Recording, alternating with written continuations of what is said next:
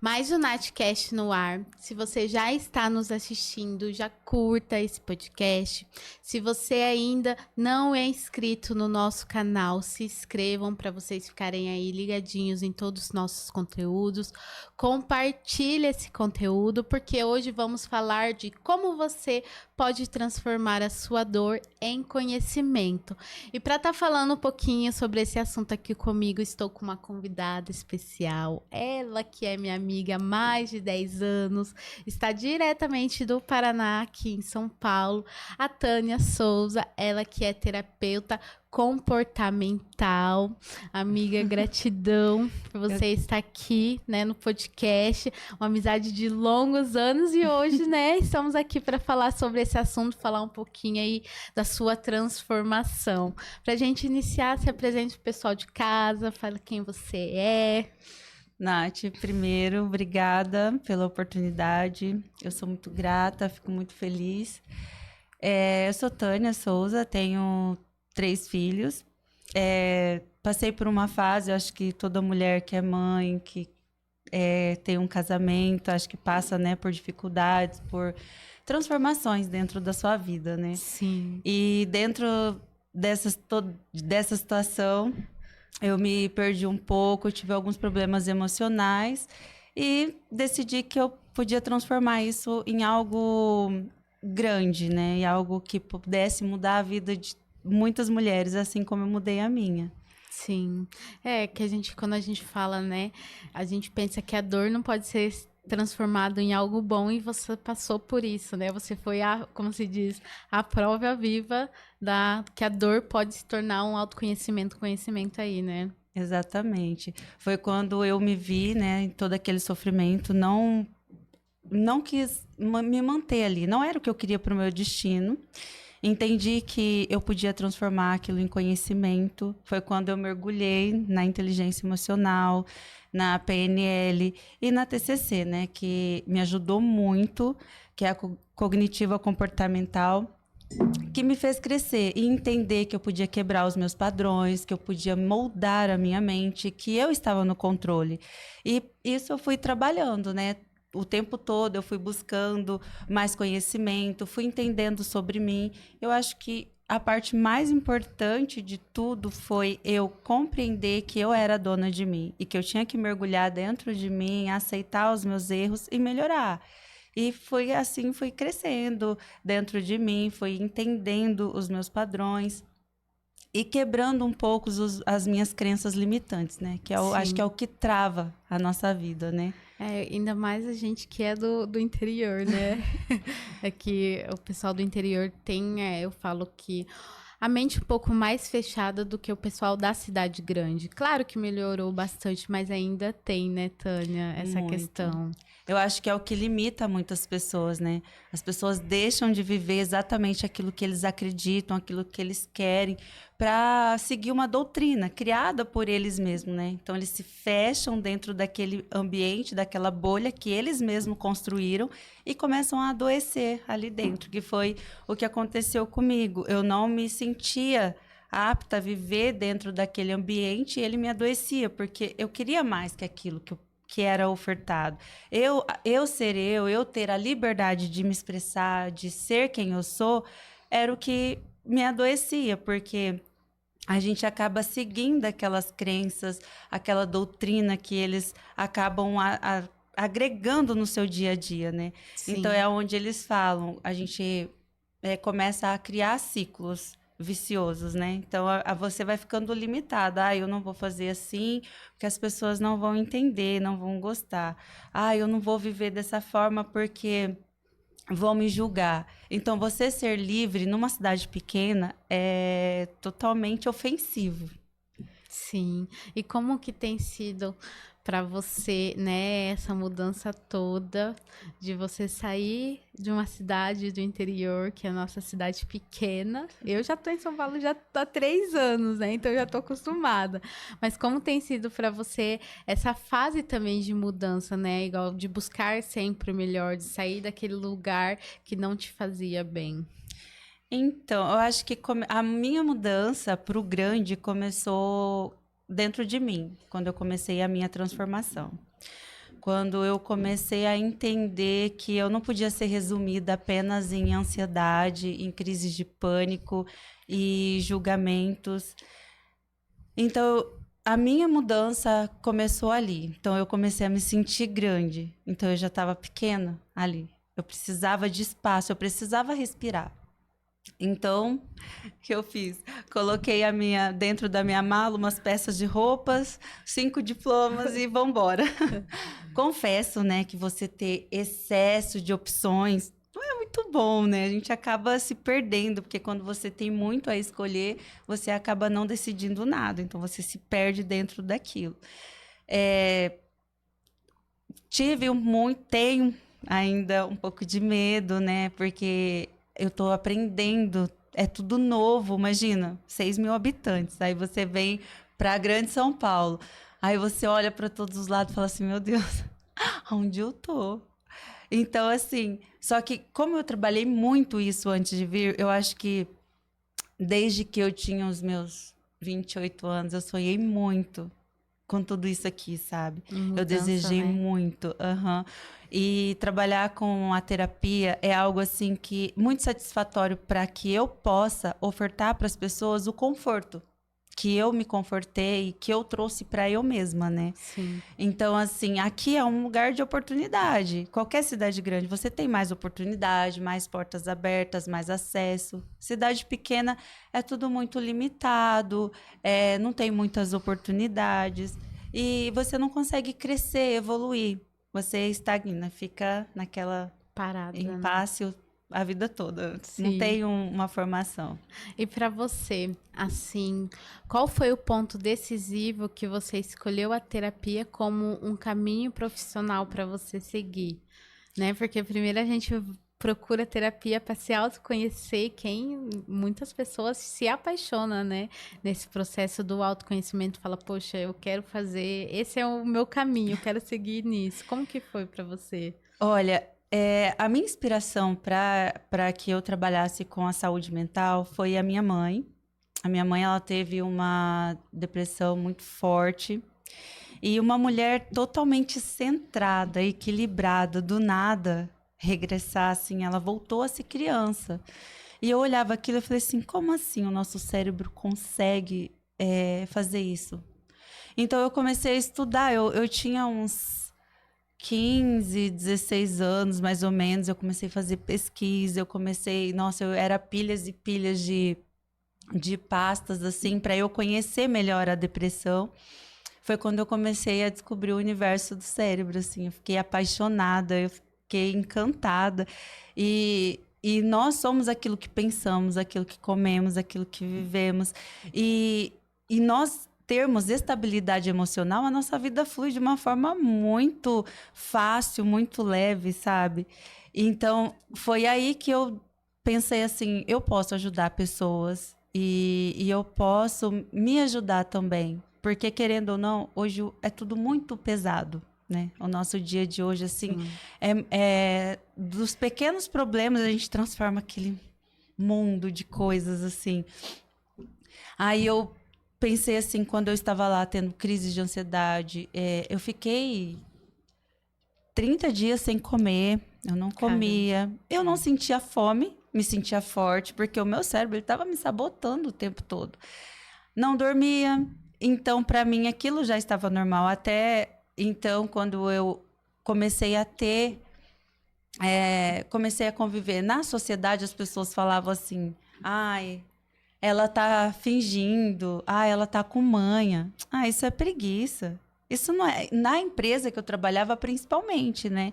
Nossa, isso é preguiça. Ela tá sem vontade, é desculpa, porque fim de semana ela vai estar bem. E tinha uma situação que todo fim de semana eu postava uma foto minha, para eu lembrar do quanto eu era forte, do quanto eu sou bonita, do quanto eu posso e do quanto eu chego aonde eu quiser, o quanto eu era inteligente. Então, assim, eu não tinha morrido, eu estava ali.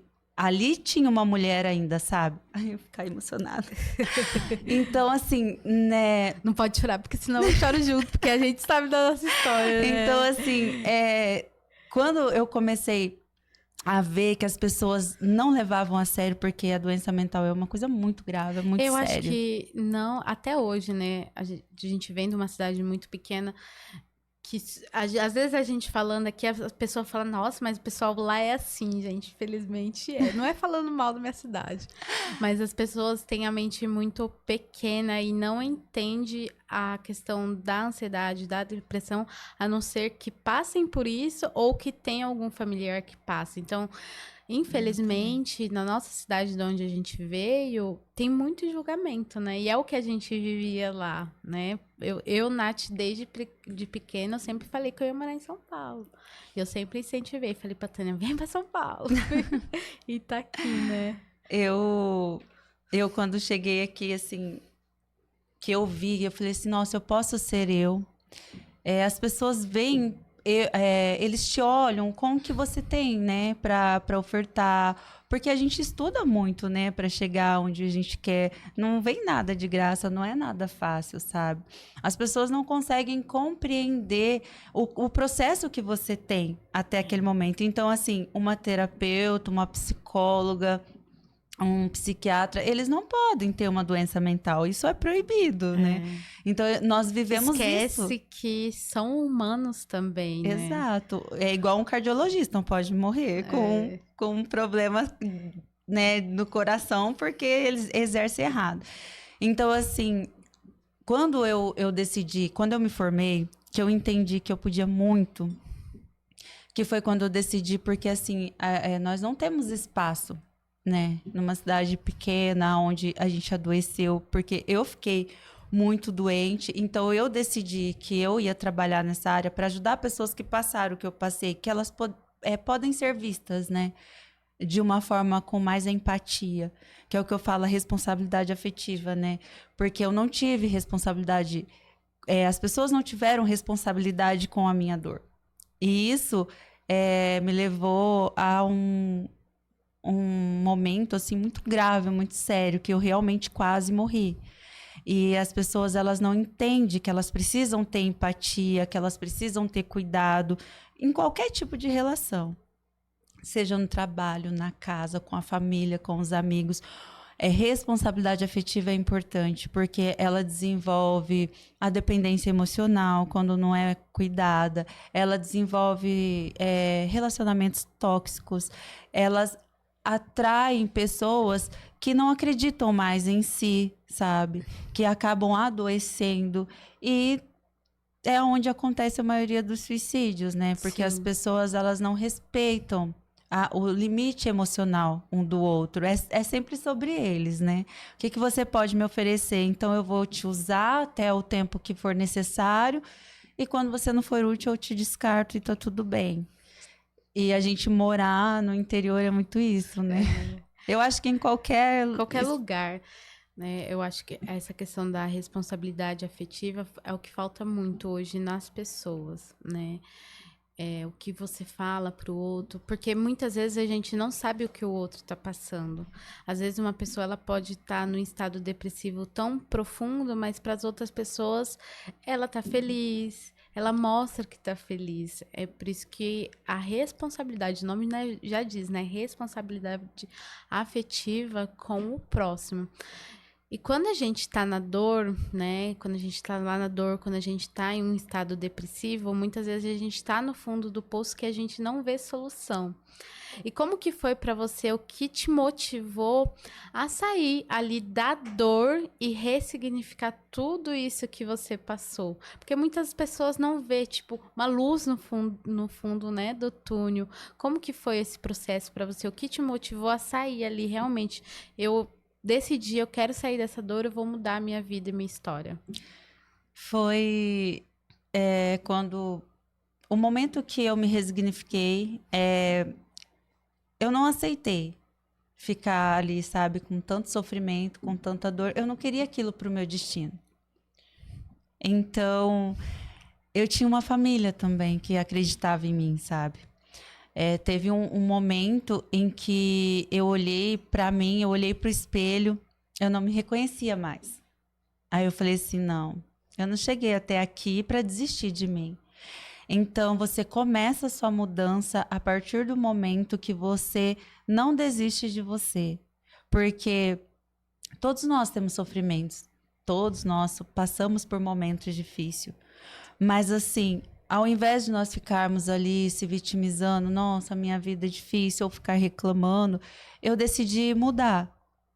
Deve haver alguma forma de você mudar isso. A vida não deve resumir só em dor, em sofrimento. Nem Então, pagar boleto, né? Porque o pessoal fala assim, a vida é trabalhar e pagar boleto, e não é, né? A vida é para ser vivida e leve. A forma que eu mudei foi trazer a cognitiva comportamental para minha vida, que me mostrou que eu posso ir além daquilo que eu pensava, que eu era dona dos meus pensamentos e podia me resignificar o tempo que eu precisasse. Então, quando vinha aqueles pensamentos que me traziam ansiedade, que me dava crises de pânico, eu me moldava e trazia para minha realidade o que realmente era necessário. Então, eu comecei a deixar a dor para trás e comecei a me moldar para o meu futuro. E o que eu poderia fazer no meu futuro, naquele momento? Viver o presente. E eu comecei a viver um dia após o outro. Então, quando eu vejo que eu tenho um problema, eu não foco nele, porque senão eu não encontro uma solução. E eu comecei a me amar mais, a entender que eu sou a parte mais importante da minha vida. A partir do momento que, quando eu ouvi a pergunta, o que é mais importante para você? Todo mundo espera, são seus filhos. Sim, meus filhos são minhas prioridades, mas a coisa mais importante que eu tenho na minha vida sou eu. Porque se eu estiver bem, todos ao meu redor vão estar bem. E se eu sou importante, eu vou cuidar muito bem de mim. Eu mereço muito, eu mereço isso. E é isso que é o que muitas pessoas não se colocam em primeiro lugar, né, Tchu? A Tchu, porque chama ela de Tchu, tá, gente? É um apelido carinhoso de amigas. Mas, assim, o que eu vejo é que não tem muito essa questão. A gente sempre, por mais que a gente estuda e hoje a gente tem uma consciência, né? A gente olha para o nosso passado e fala, poxa vida, porque eu nunca me colocava em primeiro lugar. E aí, às vezes a gente acaba colocando o outro em primeiro lugar. Daí o pessoal às vezes fala assim, é falta de amor próprio. Às vezes a pessoa tá passando por uma dependência emocional, que é o que a gente tava falando, que ela nem sabe. Exato. Às vezes ela tá passando por algo na vida dela que é muito do inconsciente, ela não tem a consciência disso, né? Exatamente. É porque quando você... as pessoas pensam assim, igual, se você tem uma inteligência emocional mais avançada, que eu acho muito importante todos nós termos isso, que molda muito o nosso dia a dia, quando você tem você descarrega uma carga maior emocional, você dá uma desequilibrada, aí você dá uma descidinha. Mas se você tem uma inteligência emocional, logo você encontra o seu equilíbrio. E geralmente, né, as pessoas que não trabalham em cima da sua saúde mental, da sua inteligência emocional, que, né, igual eu falei, é muito importante, ela se desequilibra totalmente. Dentro da nossa vida, todos os dias, é muito importante nós trabalharmos o amor próprio, sabe? Só que eu acho que tudo que é em excesso atrapalha. Então, as pessoas acabam achando que o amor próprio é egoísmo, é pensar só nele, que ele é a coisa mais importante em todos os quesitos. Tipo, a gente pode dividir as coisas. Nós podemos trabalhar juntos, sabe? Igual, eu tô casada. Eu não abro mão de um monte de coisas porque eu me amo, eu sou importante para mim. Tá. Você se ama, mas você tem que amar o seu próximo. Você tem que ter o equilíbrio sobre tudo isso. Então, hoje tudo é em excesso. Ou é em excesso ou é em falta, né? E assim, aí não fica o equilíbrio. Mas é verdade. Mas aonde entra a falta de, onde entra a dependência emocional é a falta de responsabilidade afetiva. O que as pessoas estão fazendo hoje? Elas estão entrando na sua vida, alimentando um espaço para eles e automaticamente eles vão embora. E eles não explicam o porquê estão indo. Aí, mas eu não te prometi nada. Mas você estava ali. Você Exatamente. estava alimentando todos os dias. O que aconteceu comigo? Quando eu estava mal, eu tinha umas crises tão fortes que eu desmaiava na rua e eu ia parar no hospital. A minha pressão ia a 1000, sabe? Eu tinha que ficar internada, de tão forte que era as minhas crises de pânico e de ansiedade. Aí o médico me diagnosticou que eu estava sofrendo de desilusão amorosa. Aí eu falei assim, mas eu não tô sofrendo, não é só porque eu tive um término que eu tô sofrendo desse jeito, não pode. Daí ele falou assim, não, você não entendeu. Desilusão amorosa é o quê? Você é no trabalho, é na sua família, é com os amigos, é no seu dia a dia, porque você entrega com amor. E quando você perde aquilo, ou algo sai do controle, ou alguém te maltrata ou te machuca, você está sofrendo uma desilusão amorosa. Porque o amor, ele não é só dentro de um relacionamento. E em tudo, né? Exatamente. Então, é assim, é o que eu fiz um e-book, e o que eu mais trabalho dentro do e-book é a responsabilidade afetiva, que eu acho que é o que mais afeta hoje as pessoas, é o que mais machuca, é o que mais nos causa ansiedade, crises de pânico, o não que nós estávamos conversando não hoje. Merecimento. Isso, não merecimento. Até fugiu da minha memória. Porque, assim, nós podemos tantas coisas, mas nós nos invalidamos tanto, né? É que, na verdade, essa questão do não merecimento vem muito de crenças, né? Acho que tudo na nossa vida é muito ressignificativo do que a gente passou. Né, da nossa infância, o que a gente ouviu, o que a gente ouvia e o que a gente via. Então vem muito eu falo, crenças, né? Como que era a sua família, dessa questão? Porque muitas vezes a gente mesmo se auto-sabota, mesmo tendo consciência. Só que daí a questão que a gente estava conversando é de você quebrar isso. Porque tudo a gente pensa, será que eu mereço? Será que eu não mereço? A gente aprendeu de uma forma diferente. Só que é aquilo que eu sempre falo muito, né? Os nossos pais nos ensinaram da forma que eles também foram ensinados. Os nossos avós ensinaram nossos pais da mesma forma que eles foram ensinados. Então, basta a partir de nós que temos a consciência fazer diferente. Fácil é? Não é. Eu falo assim, eu brinco que às vezes eu não sei se é bom não ter a consciência ou ter a consciência. Porque quando você tem a consciência, você faz algo de errado, daí depois você fala, poxa, você já percebe, parece que é assim, você já vê que você fez, entendeu? Então, é mesmo se autotrabalhar por essas questões de crença que a gente tem da nossa infância. Às vezes não foi nem dentro de casa, mas às vezes na escola, né? Às vezes na amizade, às vezes você cresceu num trabalho e nesse trabalho você não se sentia merecedor e trabalhar essa questão da autossabotagem, porque assim, a gente merece tudo. Eu sempre falo, a gente merece o melhor, mas a gente está deixando esse melhor chegar? Né? Que é aquela questão que a gente sempre fala da questão. O que você tem agradecido, o que você tem reclamado, né? Que quando a gente reclama, é de clamar, a gente tá clamando. Claro, daí o pessoal fala assim, mas é fácil para vocês falar. Não é. A gente sabe, tem dia que a gente tem vontade de desistir de tudo, porque a gente é humano também. A gente tem as nossas falhas, a gente tem as nossas dificuldades, só que a gente escolhe olhar por um outro caminho. Dói, mas a gente muda esse olhar, né? Exatamente. E às vezes muitas pessoas não querem mudar esse olhar, que é aquilo que você falou. Quando a gente tem um problema, se a gente ficar focando muito naquele problema, a gente não vai ter solução. Exatamente. E deixar as coisas fluir. Então, aí a gente entra na questão da nossa mente e o nosso corpo. A gente sabe que o nosso corpo, ele dá sinal o tempo todo, né? E como que você, no seu ponto de vista, você acha que a nossa mente sempre está ligada aí com o nosso corpo? Com toda certeza. O nosso outro, né? Exatamente. É uma conexão única, né?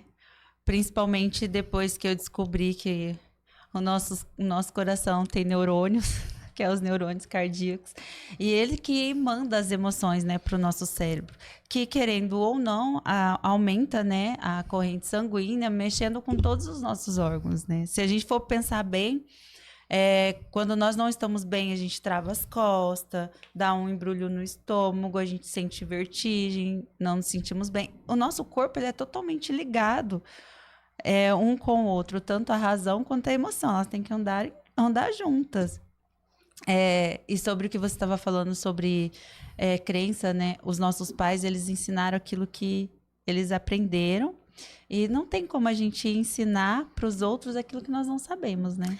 É impossível. Entra muito nessa questão, porque hoje as pessoas julgam muito. Eu falo isso porque, gente, eu fui uma pessoa que eu julguei muito meus pais. Só que depois que eu entrei nessa questão do autoconhecimento, que eu estudei a terapia sistêmica, que eu fui para o lado sistêmico, olhar para a questão da família, que a gente percebe o quanto a gente é horrível, né? Bem a palavra. Porque a gente sempre culpa o outro. As pessoas têm uma mania de culpar o outro, porque o outro. A gente culpa os nossos pais. Minha vida tá assim por conta dos nossos pais. A gente tem que honrar os nossos pais vivendo. Eu falo, a maior coisa que os nossos pais fizeram por nós foi ter dado a vida. Eles ensinaram o que eles puderam na medida que eles puderam, porque foi o que eles aprenderam. E as pessoas não têm consciência disso. E aí, às vezes, a gente reclama, porque minha vida tá um caos. Céu, a vítima, né? Que não sei o que, nada muda. Tá, mas o que você tá fazendo de diferente para mudar isso? E a gente vê muito isso lá na nossa cidade, né? Exatamente. De amizades, porque foi criado daquele jeito. Aí molda no cérebro, então sempre vai ser daquele jeito. Se a pessoa ela não tem uma força de vontade de querer sair daquilo que foi o que você fez, você falou, eu vou mudar a minha vida, eu vou mudar a minha história, eu quero mudar, e foi pra cima, não muda. Então eu acho que a mudança, ela vem de nós. Eu quero mudar, eu vou mudar. Porque não vai ser o seu pai que vai mudar por você, não vai ser sua mãe que vai fazer por você, não vai ser seu filho, não vai ser ninguém, né? Que foi o que você passou e falou, eu preciso mudar. E essa questão da nossa mente, do nosso corpo, porque o corpo, ele dá sinais, né? Igual você tava falando. Imagine uma pessoa que sofre de ansiedade. O que ela não sente no corpo, né, tio? Nossa. As sensações são bem pesadas, bem horríveis. Acho que você já passou por muitas vezes isso. Mas tinha momentos, assim, que eu achava que eu tinha todos os ossos do corpo quebrado. Eu acho que o que muda muito, porque a ansiedade é um pouco do controle também, né? Como que nós buscamos esse controle? Com o autoconhecimento. Nós temos que ter conhecimento da nossa mente, do nosso corpo, dos nossos limites. Temos que respeitar. Cada um tem uma forma. Muitas vezes as pessoas chegam e falam assim, reage, levanta. Às vezes você só precisa dormir um pouco mais. Às vezes você precisa... Quando eu comecei a me mudar, que eu falei assim, não, eu preciso ficar bem. Eu sou mais do que isso. Eu não posso me permitir morrer agora. Então, eu mudei as músicas que eu ouvia. Eu mudei... Os meus ciclos de amizade foram se modificando, sabe? Porque conforme você vai adoecendo, você vai se tornando um problema. E é nessa hora que você consegue ver quem realmente tem sentimentos por você, que realmente te quer bem. Ou se você só não é útil na vida das pessoas. Então, neste momento, os meus ciclos começaram a se encerrar. Meu ciclo é muito pequeno hoje, de amizade. Eu comecei a escrever mais. Eu comecei a trabalhar... O celular, ele era o meu gatilho. Então, se eu pegava um Reels e começava a assistir o Reels no Instagram, pronto. Já me dava gatilho, eu já tinha uma crise de ansiedade, eu entendi que isso não era bom para mim. O meu trabalho. Eu gostava muito, sabe, das pessoas que trabalhavam comigo. Nossa, era gostoso, era divertido, só que eu tinha gatilhos. Eu começava a emagrecer, eu começava a não comer, eu não dormia, eu ficava muito mal. Quando eu precisava faltar... As pessoas, porque é preguiça, tá com desculpa. Esses tipos de balbucios que aconteciam ali dentro, no interno da situação, me deixavam mal. Então eu falei assim, não, eu não quero isso para mim. Então a primeira mudança que aconteceu foi eu me moldar. O que que é bom para mim? O que que me faz bem? Aonde eu me sinto bem? Então, eu realmente mudei mesmo, sabe? Eu mudei todos os meus padrões, todas as minhas crenças. Tudo aquilo que eu achava que não agregava, eu fui eliminando na minha vida. Claro que a gente carrega alguns vícios, né, mentais, porque eu acredito que é uma transformação que demora muito tempo. O processo do autoconhecimento é que as pessoas acham assim, poxa, eu vou passar por uma terapia, já vou ficar bem. E cada um tem um tempo. Às vezes você vai precisar de anos, às vezes você vai precisar de meses. Tudo vai de acordo com a sua história, com as suas Exatamente. dores, com o seu trauma. Não é de um dia para noite. Eu também pensava assim antes, quando eu comecei no autoconhecimento, na terapia, estudar terapia. Quando eu me formei, eu falei, poxa, agora eu já me curei de tudo. Não. É 3 anos estudando, 3 anos isso, quando não é uma coisa é outra. Então eu acho que as pessoas, elas é muito imediatista, que é pra ontem, pra ontem, pra ontem, pra ontem, pra ontem. E é um processo Exatamente. fácil, às vezes não vai ser. Às vezes você vai cutucar ali a ferida, não vai gostar, você vai ficar brava com a terapeuta, vai falar, não quero mais fazer sessão, e depois acaba voltando, mas é isso. É você se permitir e sentir também, né? Essa questão, poxa, eu não tô legal, não quero. Eu acho que muito da questão de impor limite das pessoas também, porque hoje a gente tem, né, as pessoas têm muita dificuldade em falar não, em querer só agradar o outro. Exatamente. Eu acho que esse era um dos pilares que mais me afetava, né? A terapia, ela foi transformadora, assim. Eu descobri muito sobre mim, partes que eu não gostei de descobrir, mas trabalhei em cima daquilo, me moldei. Porque, assim, nós temos muito isso. Acho que 70% da população é eu sou assim, eu não vou mudar, é meu jeito. Aí, se você observar bem, você faz exatamente igual aquela pessoa que você critica, mas daí você espera uma mudança daquela pessoa e a sua. Em que momento ela vem? Porque assim, ai, aquela pessoa é tóxica. Você também é. Todo mundo tem um lado tóxico. É a forma que você agrega ela na sua vida, que você vai mudando, que você vai moldando. Eu descobri isso, não foi legal.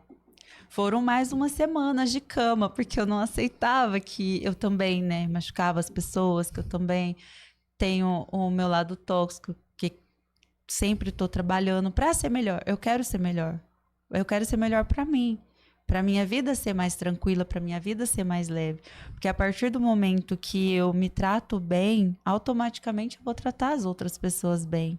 A partir do momento que eu tenho resiliência, que eu tenho responsabilidade afetiva, automaticamente as pessoas que estiverem do meu lado vão sentir isso, sabe? E elas vão trabalhando, porque hoje eu não me permito viver em lugares onde eu adoeço. Porque quando a gente tá em um ambiente tóxico, qual é a tendência? É Sim, você se tornar a próxima pessoa tóxica, né? exatamente. Então, para você não repetir isso, para você não ser a próxima pessoa, você tem que se afastar. E às vezes você vai ter que se afastar realmente e se tratar e se curar e procurar do autoconhecimento, porque senão você vai ser a próxima pessoa a ser, né? É porque assim, o tempo, nós somos feitos, né, de hormônios, células, e isso que molda muito também, né, a nossa saúde mental. Isso ajuda muito. Porque é igual eu falo, nós somos o que comemos, o que pensamos, onde frequentamos. Porque eu tinha um ditado que eu falava, eu gosto de todo mundo. Eu realmente gosto de todo mundo.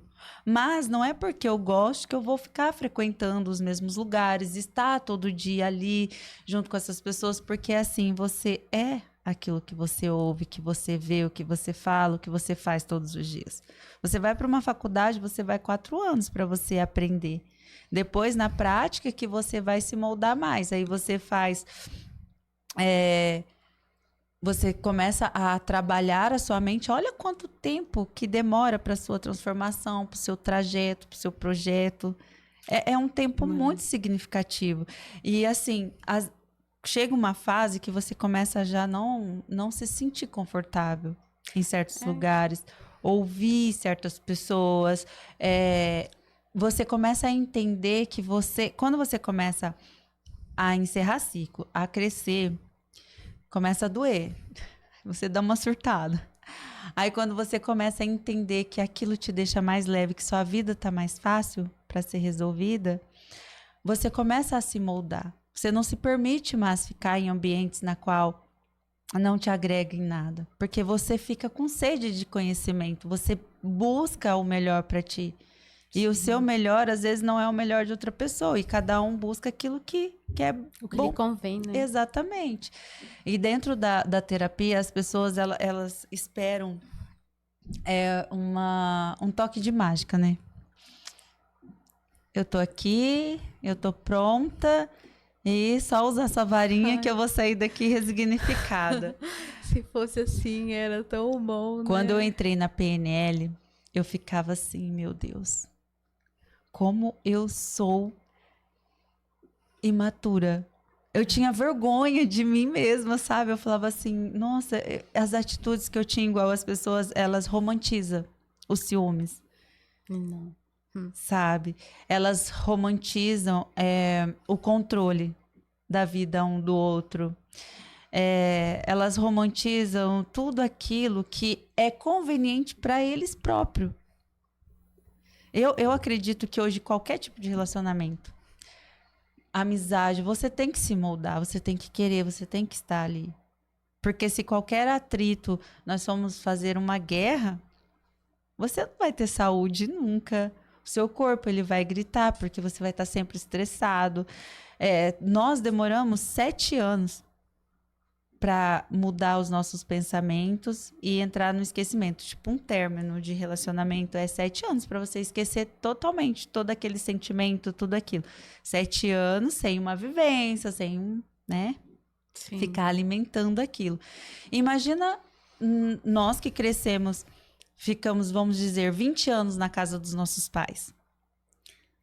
Você vivendo todos os dias a mesma coisa, a mesma demanda, as mesmas crenças, as mesmas doutrinas, todos os dias, 20 anos, seu cérebro está acostumado com aquilo.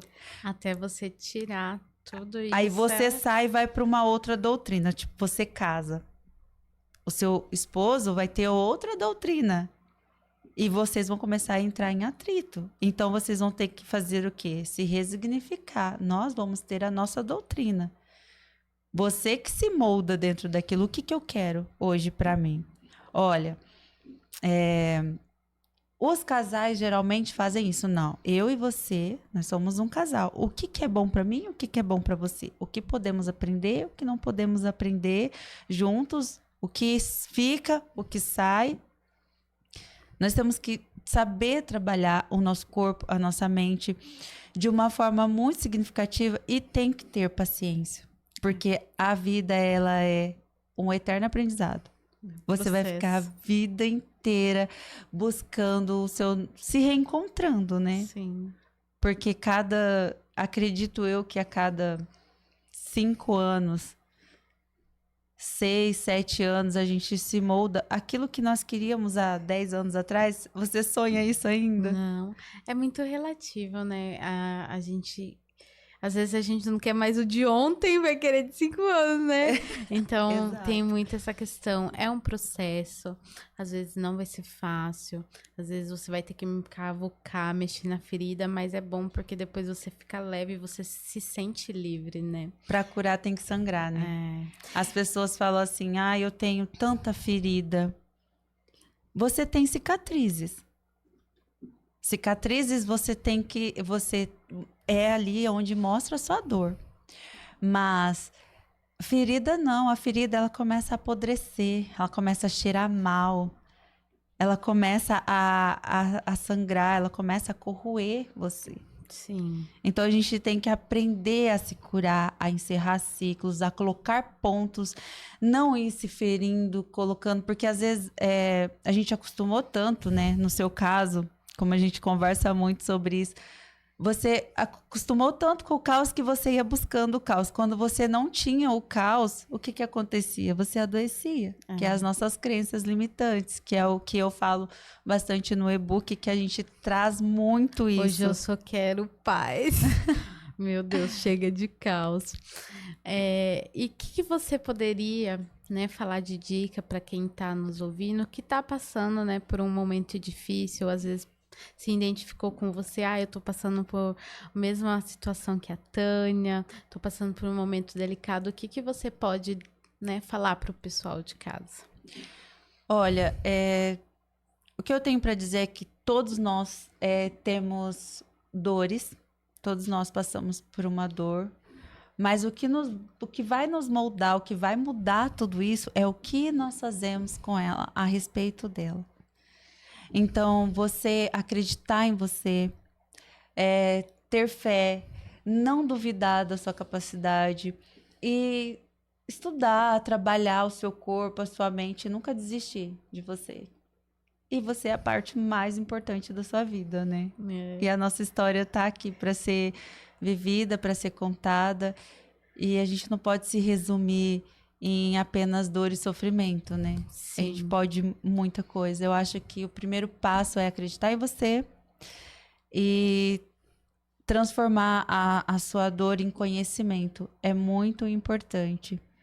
Legal. Antes de encerrar aqui o nosso podcast, quero agradecer os nossos patrocinadores. A Vanessa, da Veja Personalizados, que faz as nossas canecas. Quero agradecer a Bia, da Clínica Esplendor Oficial de Alphaville. A Keline e a doutora Aline, da Clínica Aba Odontologia e Estética. Também quero agradecer a Kellen Souza Boutique, a Kellen, que faz essas sandálias de luxo. Para quem for pelo Natcast tem desconto, então tem o cupom NATCAST10. Olá pessoal, meu nome é Vanessa, eu sou da Veja Personalizados. Você que deseja eternizar momentos e transmitir emoções para quem você ama, nós temos inúmeras opções. Temos diversos modelos de canecas, sendo elas de vidro, de porcelana com colher, jateadas, temos também xícaras para o cantinho do café, azulejos personalizados com suas fotos, quadros em MDF e temos a queridinha do momento, a caneca mágica. Conforme colocamos o líquido quente dentro, sua mensagem é revelada. Estamos localizados na região de Itapevi, dentro do estacionamento do Mercado Nosso Lar, no Parque Suburbano. Venha nos visitar, siga-nos nas redes sociais.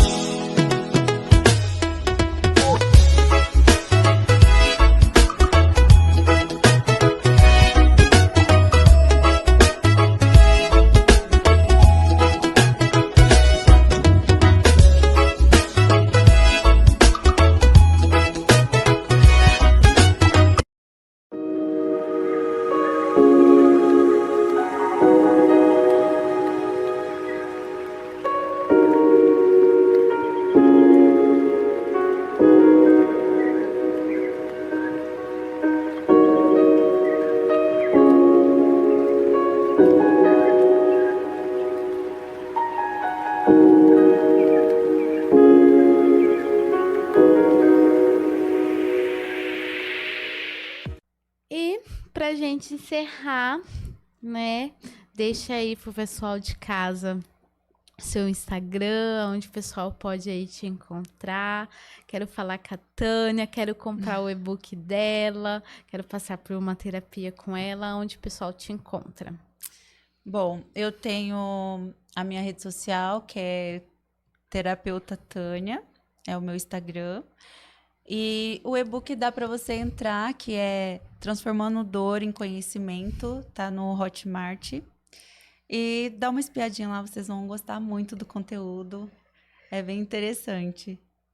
Amiga, quero agradecer, né, por você estar aqui, por contar um pouco aí da sua história. Ai, gente, eu tô orgulhosa dela. Ela tava tão nervosa no início. Ai, Ainda meu estou. Deus do céu.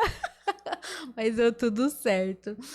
E se você chegou até o final desse podcast e ainda não curtiu, deixe sua curtida, deixe o seu comentário, o que vocês acharam do podcast de hoje.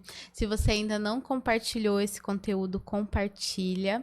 Se você ainda não é inscrito aqui no nosso canal, se inscrevam para vocês ficarem aí ligadinhos em todos os nossos conteúdos. E eu espero vocês no próximo Natcast.